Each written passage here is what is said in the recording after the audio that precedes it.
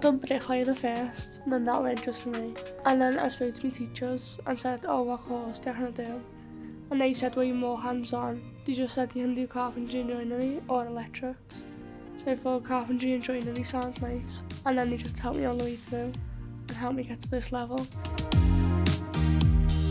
When you're in lesson, you don't get treated differently just because you're a girl. You get treated the same just as the boys.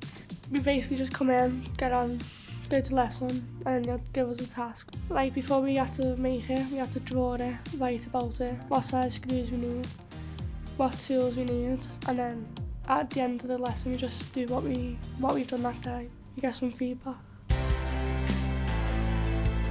There's more jobs for women in construction.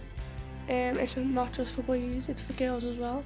It was Women in Construction Week and they took the girls to a group called Waits where they tell us about their life.